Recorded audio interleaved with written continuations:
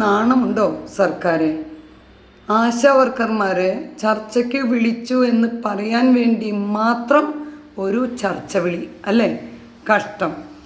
ഈ കഞ്ഞി കുടിക്കാനുള്ള വക ചോദിക്കുന്നവരോടല്ലേ ഖജനാവുകാരിയാണെന്ന് പറഞ്ഞ് നിങ്ങൾ ഈ ഉഡായിപ്പ് കാണിക്കുന്നത്, തെമ്മടിത്തരം കാണിക്കുന്നത്?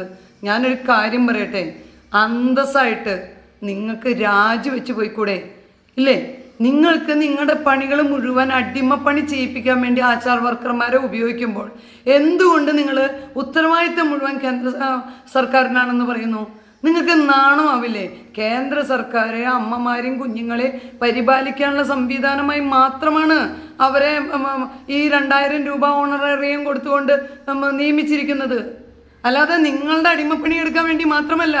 ഹെൽത്തിൽ 40,000 60,000 ശമ്പളം വാങ്ങുന്നവരൊക്കെ വെറുതെ ഇരുന്ന് ആശാ വർക്കർമാരോട് അത് ചെയ്യേ ഇത് ചെയ്യുന്ന പറഞ്ഞാൽ ആജ്ഞാപിക്കാൻ വേണ്ടി മാത്രം കുറേ സിസ്റ്റർമാരും ചില ഒരുപാട് എന്താ പറയുക വലിയ ശമ്പളം വാങ്ങുന്ന മേലധികാരികളും ഇവരെ ഈ പണ്ടത്തെ അടിയന്മാരും കുടിയന്മാരും ഓടും ഈ ജന്മിമാർ കാണിക്കുന്ന മാടമ്പിത്തരാണ് ഇന്ന് കാണിക്കുന്നത്.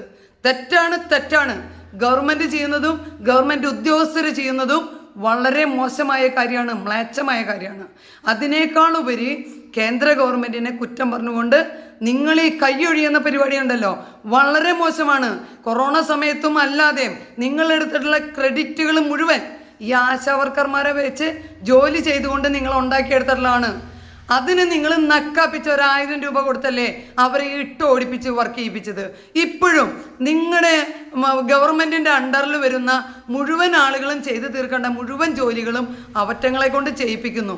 അതൊക്കെ കഴിഞ്ഞ് ആ സഹോദരിമാരെ കൊണ്ട് പിന്നീടും വീട്ടിൽ ചെന്ന് കഴിഞ്ഞാലും ഫോൺ നിലത്ത് വയ്ക്കാൻ പറ്റാത്ത വിധത്തിലും ഇതിൻ്റെ ഫയലുകളും ഇതിൻ്റെ പേപ്പർ വർക്കുകളും നിലത്ത് വയ്ക്കാൻ പറ്റാത്ത പോലെ പാതിര വരെയുള്ള പണി കൊടുക്കുന്നു.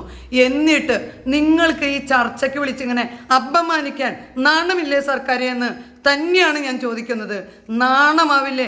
2.5 ലക്ഷമുള്ളവർക്ക് 3.5 ലക്ഷം, 3.5 ലക്ഷമുള്ളവർക്ക് 4.5 ലക്ഷമാക്കി ഇന്ന് ഏറ്റവും പുതിയ ഇന്നോവ ക്രിസ്റ്റ കാറുകളൊക്കെ വാങ്ങിയിട്ട് അതൊന്നും കേടാവാതെ തന്നെ പുതിയ കാർ ഇറങ്ങുന്നതിനുള്ള പൈസ പോലും 100 കോടി നിങ്ങൾ വില ഇത് ചെയ്തു വെച്ചിട്ട് അങ്ങനെയൊക്കെ ചെയ്യുന്ന കെടുകാര്യസ്ഥത, ധൂർത്ത്, എല്ലാവിധ എന്താ പറയുക ഖജനാവ് കൊള്ളയടിക്കുന്ന പരിപാടികളും ചെയ്തിട്ട് ഈ ആശാ വർക്കർമാർ അവർക്ക് കഞ്ഞി കുടിക്കാനുള്ള പൈസ വയ്ക്കുമ്പോൾ നാണമാവില്ലേ നിങ്ങൾക്ക് ഈ തെമ്മടിത്തരം കാണിക്കാനായിട്ട്? ആത്മരോക്ഷം കൊണ്ടാണ് ചോദിക്കുന്നത്. മോശമായ വാക്കുകൾ, അൺപാർലമെൻ്ററി വാക്ക് പറഞ്ഞിട്ടുണ്ടെങ്കിൽ ക്ഷമിക്കുക, അത്ര മാത്രമേ പറയാനുള്ളൂ. പറയാതിരിക്കാൻ നിവർത്തിയില്ല. അതുകൊണ്ട് ശുദ്ധ തെമ്മടിത്തരമാണ് കാണിക്കുന്നത്. ഗവൺമെൻറ് ആണെങ്കിലും ആരോഗ്യ പരിപാലകരാണെങ്കിലും ആരോഗ്യമന്ത്രിയാണെങ്കിലും എല്ലാവരും കാണിക്കുന്നത് ശുദ്ധ മോശം ബോഷ്കാണ്. മനസ്സിലായോ? അതുപോലെ തന്നെ കേന്ദ്രത്തിനും ഈ 2000 രൂപ എന്നുള്ള ആ ഒരു തോത് അതൊക്കെ വിട്ടുപിടിക്കാൻ്റെ സമയമായില്ലേ? അത് കഴിഞ്ഞ് ഒരുപാട് കാലം പുരോഗമിച്ചു.